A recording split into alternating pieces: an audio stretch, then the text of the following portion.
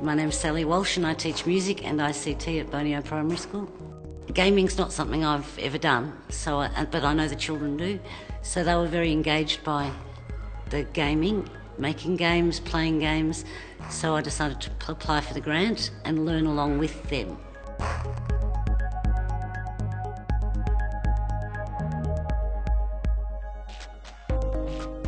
My name's Ryan Jelly. I teach at Boneo Primary School, 5, 6 and PE. And we start with board games. The kids were interacting, just playing the games, exploring the role of the rules, taking rules away, putting their own rules in and just seeing the effect that it had on the game.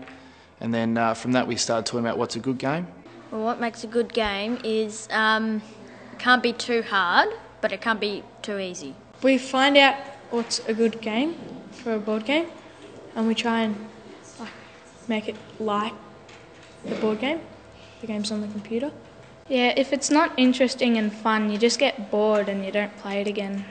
It was incorporated into the literacy area to start with because the kids obviously involved them discussing ideas with each other, and then they did some procedure text, how to set the board games up, and then there was also exploring the rules and presenting the game to the rest of the class. So there was a lot of areas that it kind of covered, but it was mainly in the literacy area.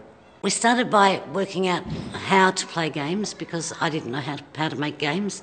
So the children all got different websites and they looked at all sorts of game making programs. They looked at Game Maker and Kodu. We did PowerPoint games, we did Microsoft Excel games, and we came up with Game Maker as the one we wanted to use. And that was when we kind of broke away with the game development group and they worked on the computers and actually started designing their own game. They've gone back to those kids now, showed the game that they've made so far, they've had reflection, they've had feedback, and then they've gone away and made the game even better. You are Betsy the cow, a cow that's in the nice farm, but it's about to change.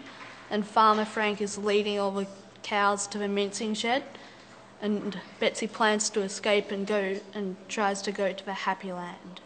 They're now at the stage where they're actually teaching the other kids, so it's now got back to the whole class, and they'll now be looking at, over the next term, building their own game on the computer and using the ideas that they've come up from previous lessons. Well, the biggest challenge to me, because I've been teaching for a long time, and never before in my teaching career have I embarked on a project that I didn't know about, because always I've been the one imparting knowledge to the children. This is the first time I've ever stood back and said, I don't know, you have to tell me. And that's what they've done, and that's what made it so empowering for the children. For a lot of the kids, it's their strength that hasn't really been tapped in before, so it is opening many doors for future teaching and learning.